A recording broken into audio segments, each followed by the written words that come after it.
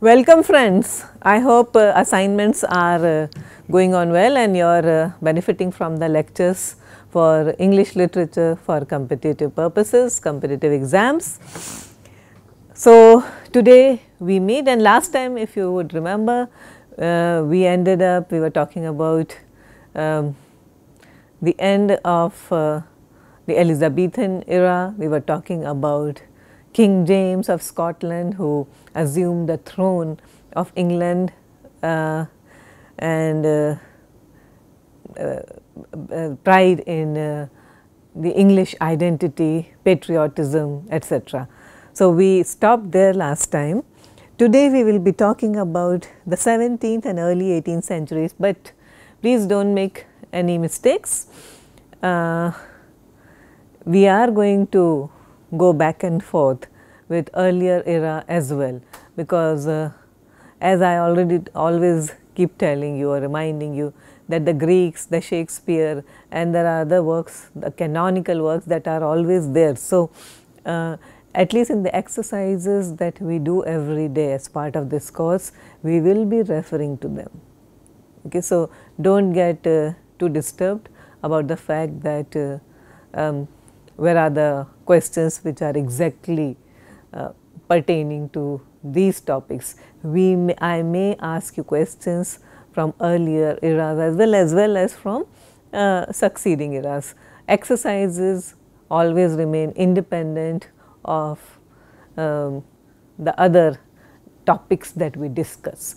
As you can see, today we are going to discuss the accession of Charles I, then his execution, Charles II and his accession. We will be talking about touching upon the Restoration period. I will talk about Restoration drama at length in my next class, not today. We will also talk about the great Oliver Cromwell, one of the greatest Puritans ever. So, and Oliver Cromwell was related, if I should tell you now itself, to Thomas Cromwell, who worked during the reign of Henry VIII. We will also talk about another major event, the Glorious Revolution, and subsequent literature. Some of the luminaries are Addison, Steele, Swift. We will also talk about major novelists such as Fielding. Okay. So, there is something called rise of the novel as we know it today, and the people who contributed towards it. So, Fielding, Swift, Defoe, they are at the forefront, Samuel Richardson also. And then I will touch upon Carlyle before winding up today's lecture. So, welcome again, and here we go. So, look at the slide here, look at this first question, read the following. But sunlight to all eyes is not bearable, or sun heat to all blood. His motion turned to earth, unable to sustain its presumptuous mood. Falling, he saw the cantilevered birds, the great humorous muscles bearing them in their spacious wearing, over shores and shirts, over swords and swords. Who is being talked about? A. Hector, B. Prometheus, C. Achilles, D. Icarus. Next, read the following. If we had not welcomed the arts and invented this kind of cult of the untrue, then the realization of general untruth and mendaciousness that now comes to us through science, the realization that delusion and error are conditions of human knowledge and sensation, would be utterly unbearable. Honesty would lead us to nausea and suicide, but now there is a counterforce against our honesty that helps us avoid such consequences. Art as the goodwill to appearance. Your questions are: choose the correct response. A. Sigmund Freud, B. Friedrich Nietzsche, C. Jean-Paul Sartre, D. Immanuel Kant. Next one, answer the following. When was the first complete collection of Shakespeare's plays known as the First Folio published? The years are given: A. 1612, B 1616, C 1623, D 1632. Question 4. Identify the plays where these lines occur. They are all by Shakespeare. So, different plays of Shakespeare. First line, the ripest fruit first falls. Next line, this is from one play, identify which. And then the whining schoolboy with his satchel and shining morning face, creeping like snail unwillingly to school. Next, they are not from the same play by Shakespeare, they are from different plays. Next line, there is daggers in men's smiles. Next, silence is the perfectest herald of joy. I were but little happy if I could say how much. Lady, as you're mine, I am yours. I give away myself for you and dote upon the exchange. Your choices are match the lines with the plays, okay. So, As You Like It, Much Ado About Nothing, Macbeth and Richard II. Number 5, identify the play. The play is set in a Sicilian palace where Polixenes, the king of Bohemia, is visiting his childhood friend Leontes, the king of Sicily. After a 9-month visit, Polixenes is ready to head back home to Bohemia, but Leontes' devoted wife Hermione convinces Polixenes to stay a little bit longer. As Leontes watches his wife and best friend chatting, he suddenly becomes wildly jealous and suspects that his very pregnant wife is having a torrid affair with Polixenes. Leontes is certain that Hermione is carrying his friend's child, the man's child. Leontes quickly arranges to have his old friend poisoned, but when Polixenes realizes Leontes' plot to have him killed, he flees with a Sicilian man named Camillo to his home in Bohemia. The question is, choose the correct answer. Which play is it? A. Measure for Measure, B. As You Like It, C. A Winter's Tale, D. Love's Labour Lost. Which play by Shakespeare? Next one. Answer the following. In which play by Shakespeare does the character named Balthazar appear? A. The Merchant of Venice, B. Two Gentlemen of Verona, C. Antony and Cleopatra, D. A Winter's Tale. Number 7. A famous play begins as. This is the dedication to the Right Honourable Ralph, Earl of Montague, etc. My lord, whether the world will arraign me of vanity or not, that I have presumed to dedicate this comedy to your lordship, I am yet in doubt, though it may be, it is some degree of vanity even to doubt of it. One who has at any time had the honour of your lordship's conversation cannot be supposed to think very meanly of that which he would prefer to your perusal. Yet it were to incur the imputation of too much sufficiency to pretend to such a merit as might abide the test of your lordship's censure. This is the way the dedication, the preface begins, a famous play. Identify the play. A. Tempest, B. Every Man in His Humours, C. The Way of the World, D. She Stoops to Conquer. Next question. Read the following passage. Some of our mates sitting up late last night to get things ready against our feast today. Jane called up about 3 in the morning to tell us of a great fire they saw in the city. So I rose and slipped on my nightgown and went to her window and thought it to be on the back side of Mark Lane at the farthest. But being unused to such fires as followed, I thought it far enough and so went to bed again and to sleep. By and by, Jane comes and tells me that she hears that above 300 houses have been burned down tonight by the fire we saw, and that it is now burning down all Fish Street by London Bridge. So I made myself ready presently and walked to the tower, and there got up upon one of the high places, and there I did see the houses at the end of the bridge all on fire, and an infinite great fire on this and the other side of the bridge. Who is the author? A. Oliver Goldsmith, B. Samuel Pepys, C. Samuel Richardson, D. Thomas Carlyle. Next question, number 9. Read the following passage describing a famous book. It is the book's description. This is entirely concerned with the facade, with the elaboration of the details of the story for its own sake. For instance, in the military drill in book 1 chapter 3 and the description of the floating island book 3 chapter 3. And the presence of such passages assists the young reader or the unperceptive reader generally to take the whole story at the simplest level of meaning. Throughout books I and H, there is the immediate fascination of the change of perspective, just as in book J31, the superficial charm is that of the wonders of science. Identify the work. A. Moll Flanders, B. Joseph Andrews, C. Pamela, D. Gulliver's Travels.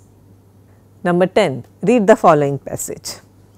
I assure you, says he, I thought I had fallen into their hands last night, for I observed 2 or 3 lusty black men that followed me halfway up Fleet Street and mended their pace behind me in proportion as I put on to get away from them. You must know, continued the knight with a smile, I fancied they had a mind to hunt me. For I remember an honest gentleman in my neighbourhood who was served such a trick in King Charles II's time, for which reason he has not ventured himself in town ever since. I might have shown them very good sport, had this been the design, for as I am an old fox hunter, I should have turned and dodged and have played them 1,000 tricks they had never seen in their lives before. Who is the knight here? A. Sir Francis, B. Sir Charles, C. Sir Roger, D. Sir Benjamin. What is the correct order of the following periods in the English history? The first, the second and the third. So, A. The Caroline, Interregnum and Restoration periods, B. Interregnum, the Caroline and Restoration period, C. The Caroline, Restoration periods and Interregnum, D. Restoration periods, Interregnum and the Caroline. Next one, number 12. Read the following passage. A religious reform movement in the late 16th and 17th centuries that sought to purify the Church of England of remnants of the Roman Catholic popery that the Dash claimed had been retained after the religious settlement, read early in the reign of Queen Elizabeth I. Choose the correct response. A. The Royalists, B. The Puritans, C. The Jacobites, D. The Reformists. Next question. Read the following. I yielded and unlocked her all my heart, who with a grain of manhood well resolved might easily have shook off all her snares, but foul effeminacy held me yoked her bond slave. O indignity, O blot to honour and religion, servile mind rewarded well with servile punishment. Who is the writer? A. John Bunyan, B. John Milton, C. John Dryden, D. Alexander Pope. Next one, answer the following. Who gave us the term carpe diem? A. Horace, B. Longinus, C. Epicurus, D. Socrates. And the last question, answer the following. Eastward Ho in 1605 was a comedy by A. Webster and Dekker, B. Johnson, Chapman and Marston, C. Middleton and Chapman, D. Chapman and Dekker. There is a Westward Ho also, please look it up, Eastward Ho. And now let us discuss the answers. First question, the answer is D. Icarus. Second, literature and art and untruth and honesty, it is from the Gay Science by Friedrich Nietzsche. The answer is B. And Shakespeare's first folio was published in 1623. 1623, 7 years after his death. Question 4. The ripest fruit falls is from Richard II, and then the whining schoolboy with his satchel is from As You Like It. There is a dagger, there is daggers in men's smiles is from Macbeth, and silence is the perfecteth herald of joy is from Much Ado About Nothing. Fifth one is answer C, Polixenes Leontes Hermione, A Winter's Tale. The answer to question 6 is A, The Merchant of Venice. Balthazar is a character from The Merchant of Venice. And 7th is C, The Way of the World, dedication to Lord Ralph. 8th is the description of the Great Fire of London. This is an event, it may occur in some form in one of your questions.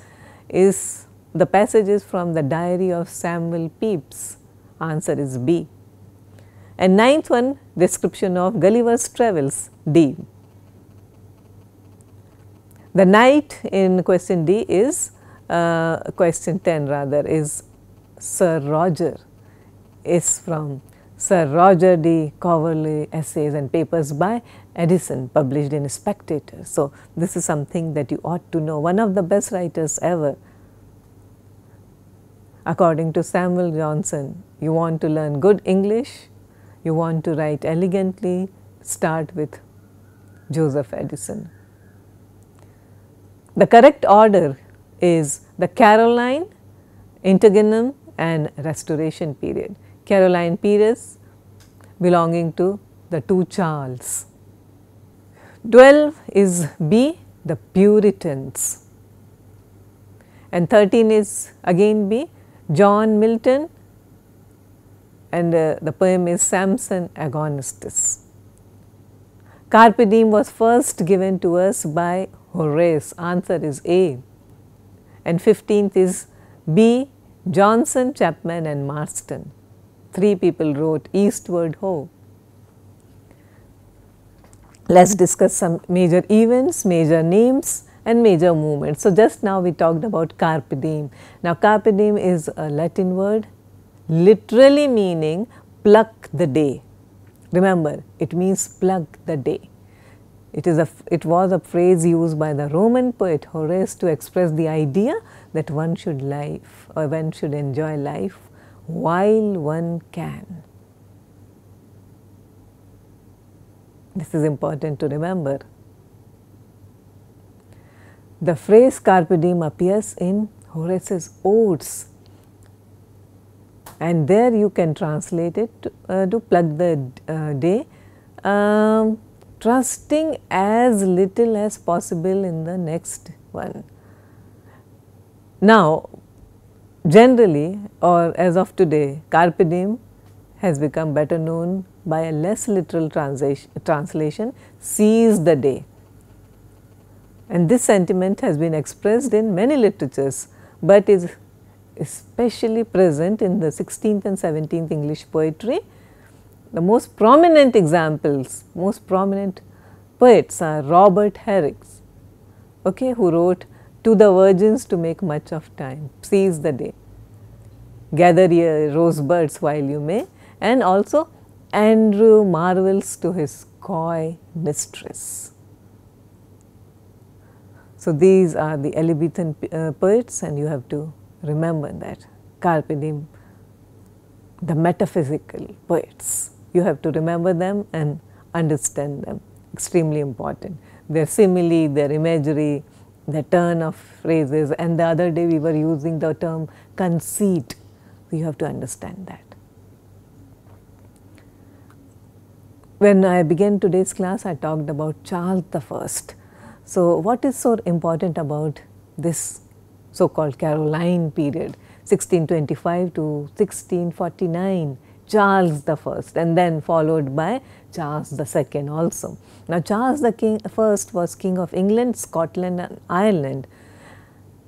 He had a major conflict with Parliament, resulted in civil war, in the civil war within England, within the country, and leading to the king's eventual execution. So, his own people executed him publicly. It goes back to 1641, tensions increased, over who should command an army to suppress an uprising in Ireland. Charles attempted to have 5 members of the parliament arrested in 1642. That was the beginning of civil war.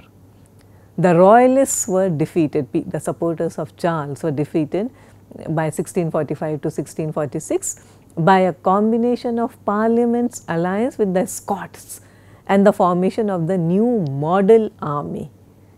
In 1646, Charles surrendered to the Scots, who handed him over to the Parliament. In between, there was a period when he was in exile. He escaped to the Isle of Wight in 1647, and he encouraged the dissatisfied Scots to invade. There was a second civil war after that within a year, and another defeat for Charles. This time things were not so good. A group of radical MPs, Member of Parliaments, including Oliver Cromwell, they put him on trial for treason against the country. He was found guilty and he was executed in January 1649. So, that is the tragic history of the King Charles I. Charles II was King of England, Scotland and Ireland, who was restored to the throne in 1660. He was Charles I's son. He was the eldest surviving son of the executed King Charles I. He was 12 when the famous Civil War began. I would ask you to look up the Civil War, 100 Years War, okay, the War of the Roses. All these are important landmarks. They can be asked in any form. They do form a part of many of Shakespearean plays also. So, I would urge you to go through these events. It is not possible for me to revise each and every landmark event with you. However, I would ask you to go through it. So, when the Parliament emerged victorious, Charles II was forced into exile, and that was the period when he learnt of his father's execution. He did a deal with the Scots and was proclaimed king in 1650. He tried to invade England, but was defeated by Cromwell again in 1651. He again escaped, he went in exile, and by 1660 he was invited back to England to reclaim his throne. He did punish the people who had signed Charles I's death warrant, but he more or less he pursued a policy of political tolerance and power sharing. Another important or key player of this period is Oliver Cromwell, who lived between 1599 to 1658, an eminent English soldier and statesman. He was elected to Parliament in 1628, also in 1640. He was a driving force rather to organize armed forces after the outbreak of the Civil War in 1642, and he was the deputy commander of the new model army that defeated the royalists.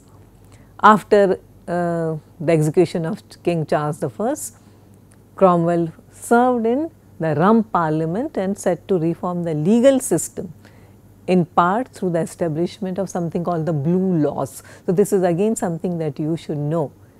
Oliver Cromwell, his politics, the Blue Laws, the model army, etc.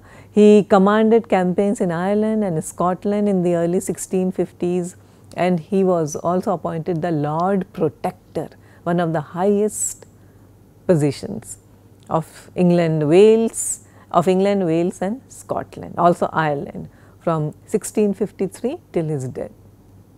He died of malaria in 1658, and his son, following his death, his son Richard took over the reins of power, but Cromwell's subordinates in Scotland and Ireland plotted the restoration of monarchy by bringing back Charles II.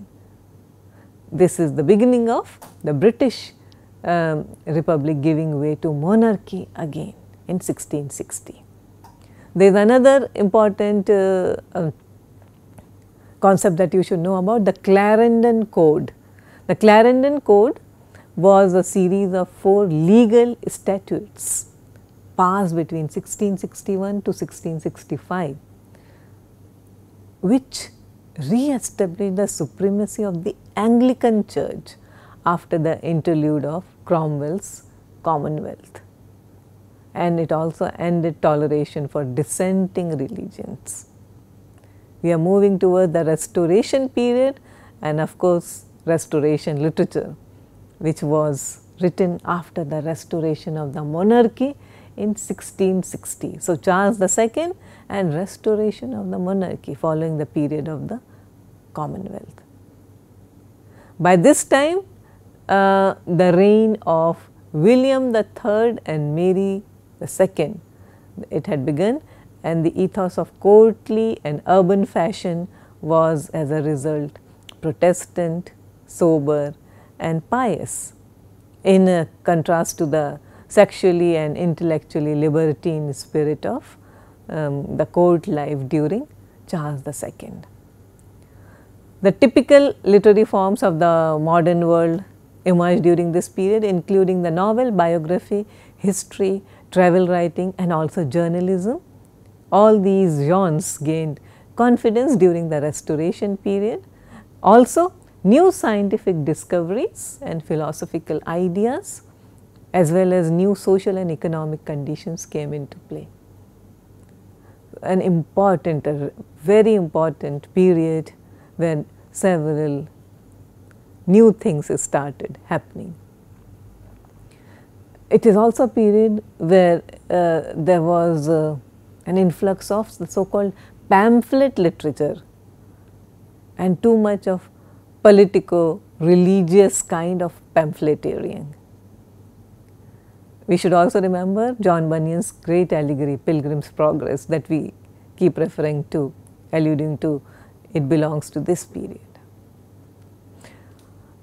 The Restoration period, much of the best poetry comes from John Dryden, and then there were also people like Samuel Butler, who wrote Hudibras, and then also John Oldham. Now, these people wrote satirical poems and led directly to the paved the way rather for people like Alexander Pope, John Gray, and of course, the supreme satirist Jonathan Swift in the Augustan age. The Restoration period also is remembered for being the great age of drama. Heroic plays influenced by principles of French neoclassicism enjoyed or came into fashion. Also, the age is chiefly remembered for critical comedies of manners by people such as Etheridge, George Etheridge, William Wycherley, Sir John Vanbrugh and William Congreve, whose The Way of the World we just saw an excerpt from. Another landmark event was the Glorious Revolution. After the accession of James I in 1685, his extremely and overt Roman Catholicism alienated the majority of the population. Remember, England was becoming, or rather gearing more and more towards Protestantism, and King James II leaned more towards the Roman Catholic religion. What infuriated people was the Declaration of Indulgence in 1687, first one, where he suspended the penal laws against dissenters and recusants, and in 1688 ordered that a second Declaration of Indulgence be read from every pulpit on 2 successive Sundays. Now, this resulted in the deposition of James II and the accession of Mary II and her husband William III, Prince of Orange. William was James's nephew and his son-in-law.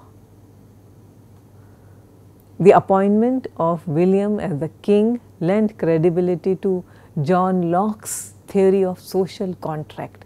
Government and nature of government should be a sort of contract between the king, the rulers and the people represented in parliament, and Locke's theory holds good even today.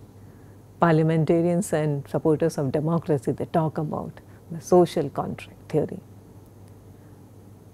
The Glorious Revolution, because it was without any blood. The parliament was dominated by the Whig party and there was no bloodshed. It permanently established parliament as the ruling power of England. And as I just told you, why is it called the Glorious Revolution? The events of the revolution were bloodless. There were no wars or executions or fights. Revolution settlement established the supremacy of parliament over the crown. And this is an event that set Britain on the path towards constitutional monarchy and parliamentary democracy as we know it today. So therefore, this event is extremely important.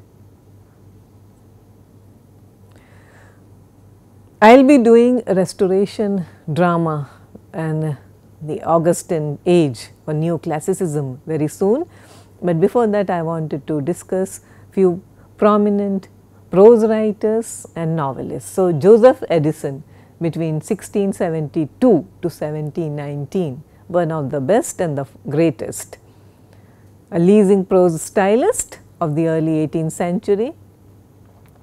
His life and art focused on good manners, a calm moderation, okay, and that is what his art reflected after the excesses of Puritanism and Restoration.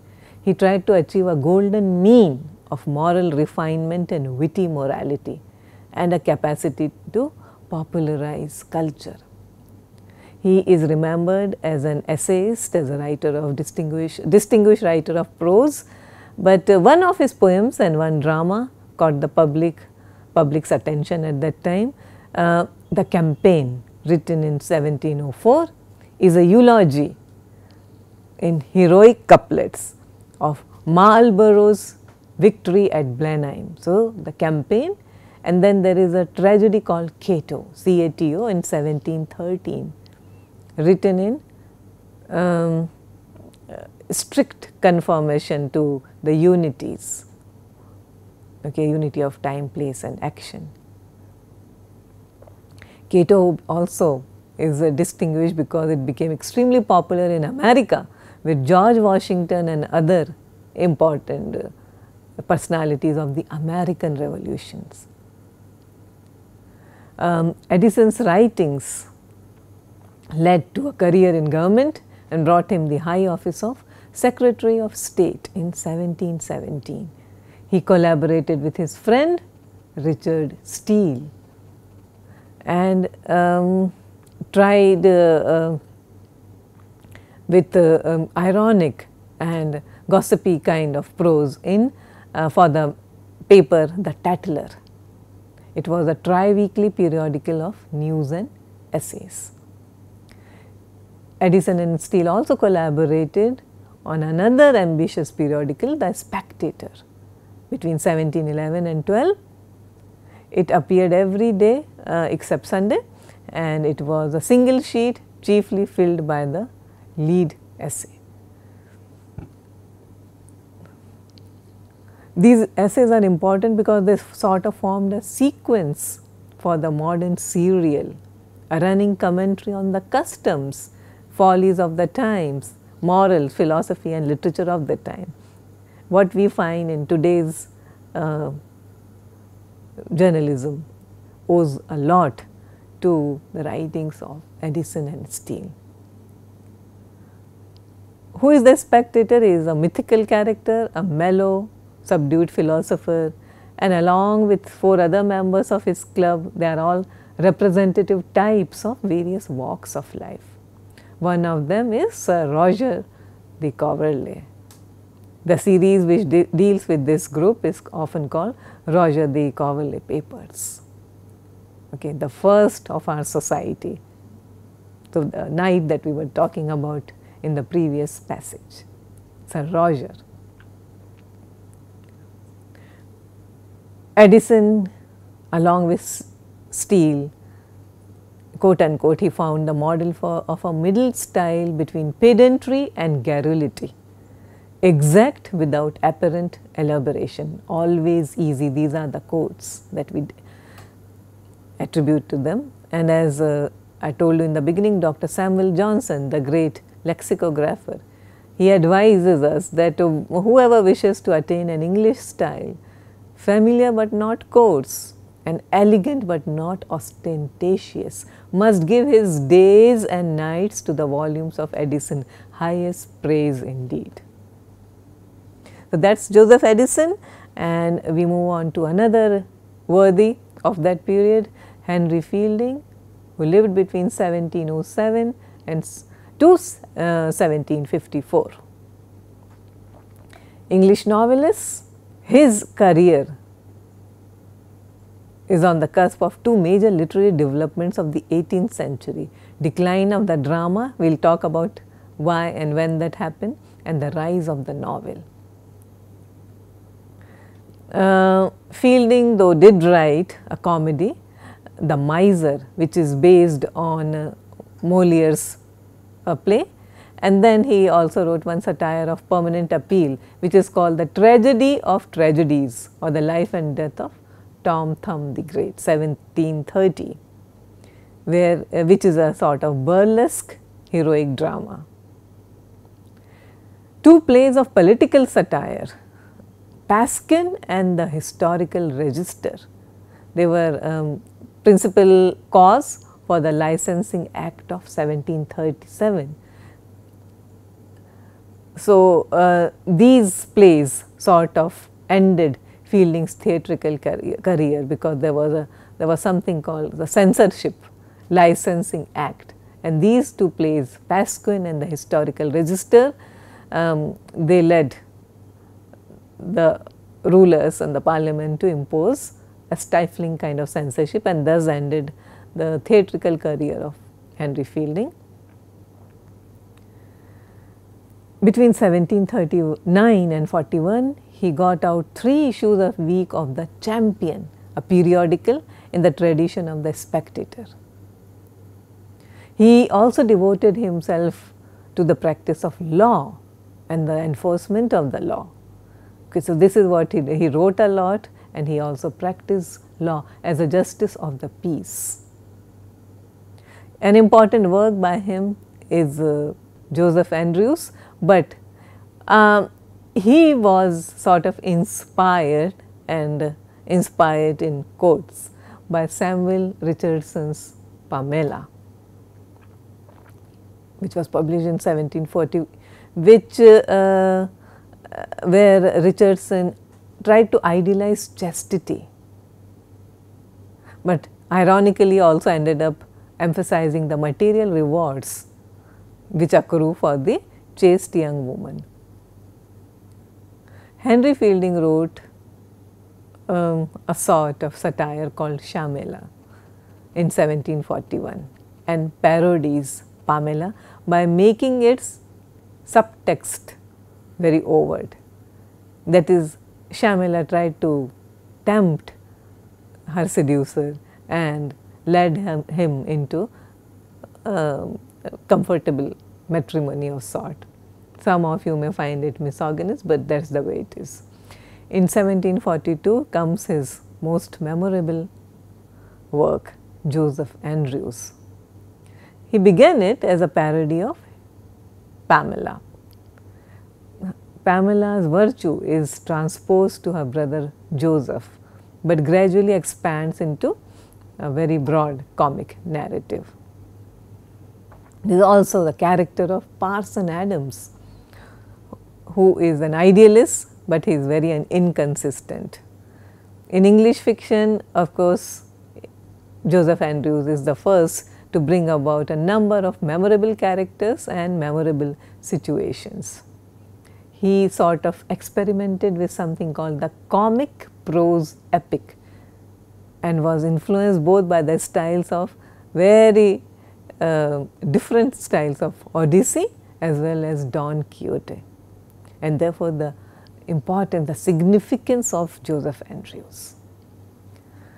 Fielding's next work was Jonathan Wild, published in 1743.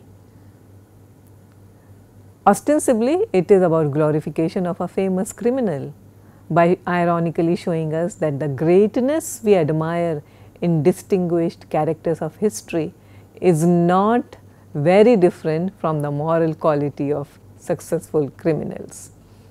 He also wrote the famous Tom Jones in 1749, which was neither a literary satire nor modeled the story to a there was no modeling of the story to a particular theme, but he let himself go with a kind of exhilaration that was quite new. He gave himself a freedom. It is a very unified story. It has a wide range of humor and social satire. His last novel was Amelia. It deals with the trials and tribulations of married life instead of the trials of lovers. So, the novel essayed a full and serious picture of corruption in society and various institutions. Fielding was prolific. He wrote almost till the end. In his Journal of a Voyage to Lisbon, it was published posthumously, and he wrote about with great interest and with insightful observation about the world he saw there. Daniel Defoe is another important writer of the period, and one of his greatest works, or greatest work of any period, is Robinson Crusoe. It was published in 1719. The title character leaves his comfortable and middle class home in England to go to sea. There is a shipwreck. Robinson Crusoe survives it, lives on an island for 28 years. And he saves the life of a savage whom he names Friday, and that is how we get the name Man Friday, someone who is always serving his master well. The two men eventually leave the island for England. Robinson Crusoe was based on the real life experiences of someone called Alexander Selkirk. This is a name that you should know, Alexander Selkirk, Selkirk, a Scottish sailor who at his own request was put ashore on an uninhabited island in 1704. He stayed there till 1709, and it was his experience that Robinson Crusoe was modeled after. The book was a great success. Defoe also wrote a sequel, The Farther Adventures of Robinson Crusoe, which was also published in 1719. Gulliver's Travels, an all-time great satire by Jonathan Swift, was published in 1726. This is a tale of supreme satire, circumstantial realism, and where Swift is very diligent in establishing the inner consistency of the strange worlds which Gulliver discovers. Lilliput, Brobdingnag and Houyhnhnmland, they are all worked out according to scales of patterns. Lilliputians are 6 inches tall, Brobdingnags are 60 feet tall. So, this is the way Swift has scaled or modeled his characters. The most important thing that you should know is it is one of the greatest satire ever. It's a very layered kind of a work, and very well regarded also. It is often asked in all exams of competitive that test your knowledge of literature. So, this is something that I would strongly recommend that you have a great familiarity with. We have been talking a lot about English literature, but something else was happening of great significance in a country which is often named along with England, that is France.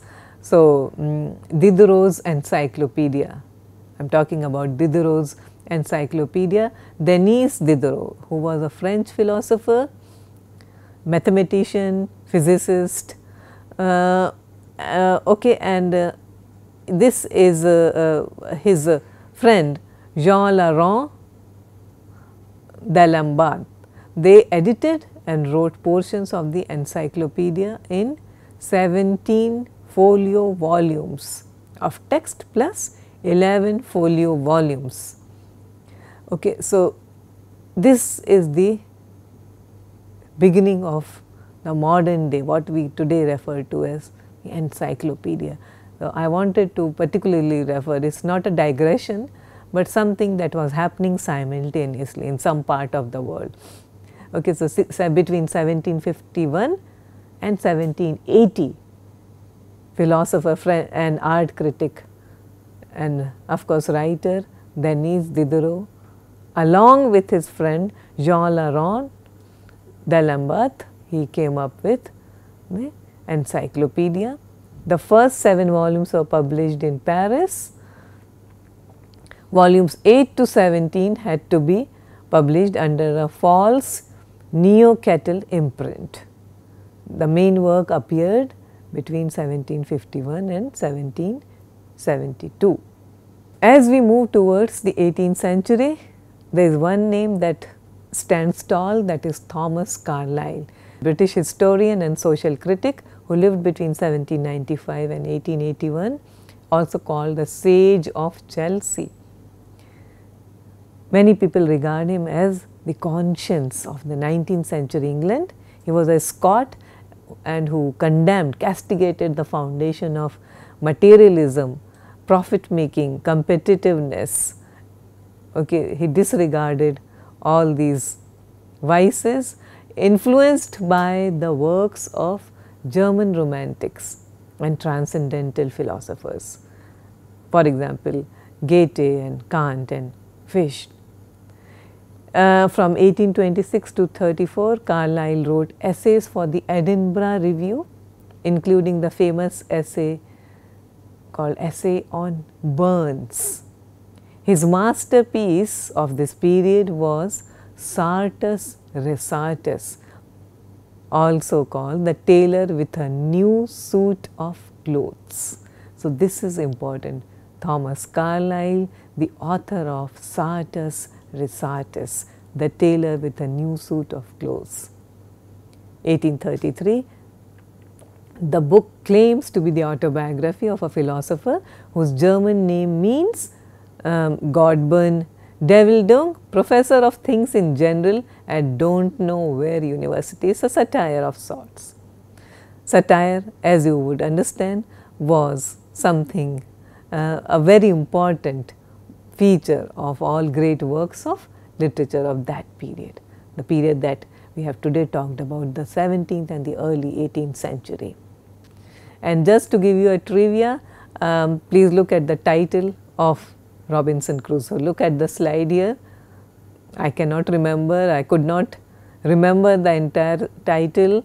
So, here it is, it runs into over 300 characters. Look at the slide, and this is the original title of Robinson Crusoe.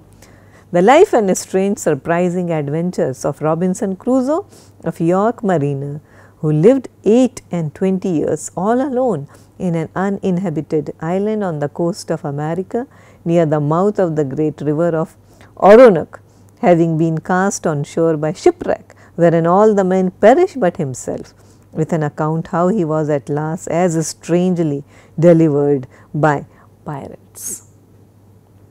And before winding up, I would like you to take a look at this particular video. It is on Swift and Gulliver's Travels. Thank you very much.